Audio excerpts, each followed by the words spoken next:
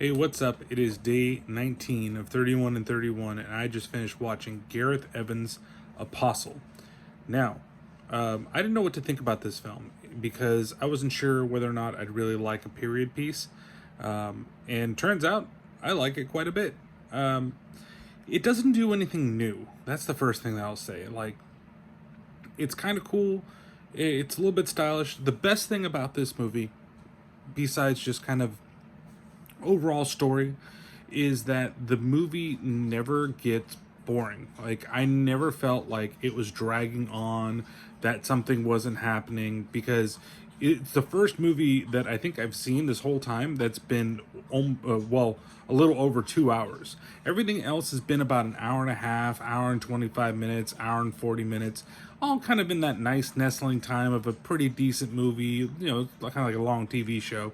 But here I didn't realize that it was 2 hours long until I was getting towards the end of the movie, and I was like, wait, I've been watching this for quite some time. Put a pause on it for a second just to see the time. And it was at 2 hours with like 8 minutes left. And I was like, damn, I didn't even realize that this has been going on for this long. So what is The Apostle? Well, pretty much it's about a guy that finds out that his sister has been kidnapped, and she's being held for ransom by a cult on this random island out there off of England. And so he's been tasked with going to the island and basically bringing her back, finding out what's going on, to not give the ransom money unless he sees her and make sure that she's alive and unharmed and all the thing, because the cult themselves, they're running out of funds, right, to satisfy what the cult needs. I don't want to ruin what the cult is, because I think that's a big part of the movie. Also, exactly who Thomas is, our main character, and kind of like his trials and tribulations to get to this point. It's very interesting. It has really good acting. There is a character by the name of Quinn. I don't remember the actor's name, but it bugged me for a long time because it sounds like John DiMaggio doing a British accent, or like on Futurama when he would do those types of characters, or Bender doing the accent, which was terrible. It was so hard to get by, but that guy is amazing in this movie, especially his little transformation. And there's a couple like minor characters. There's this one character, Jeremy, that I suddenly had like this big attraction is the word I was gonna say.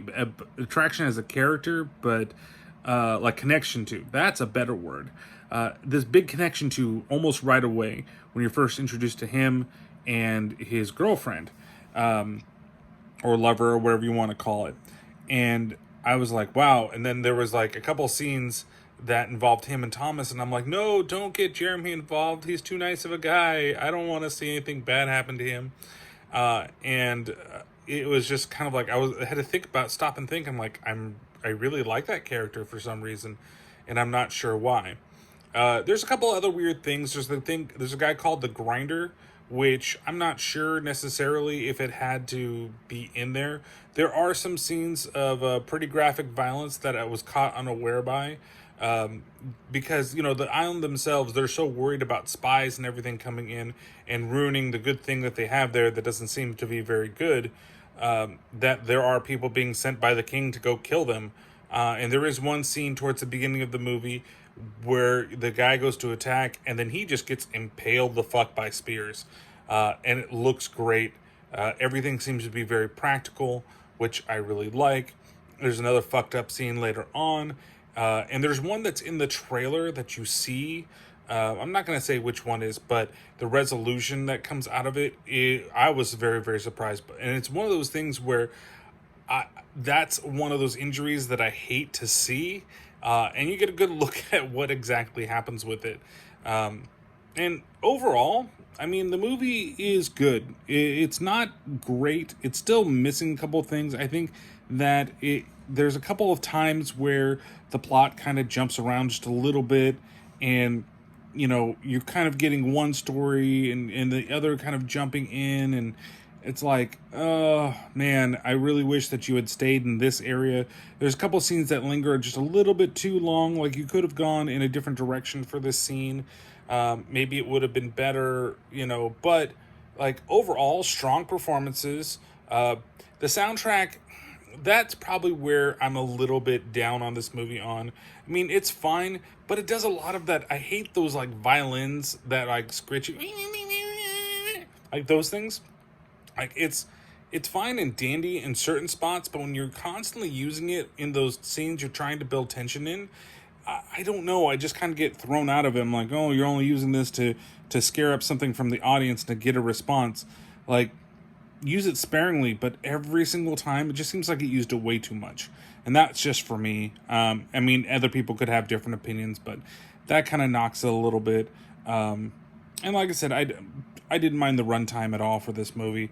It was still a lot of fun, and it was very enjoyable. And the last act of the film has a good pace to it, though I wish there was a little more about the ending, and exactly what is happening and why does it happen in that way, because there was really nothing to like lead you to that conclusion, right? That was probably my biggest thing too. Like, okay, so how does that work?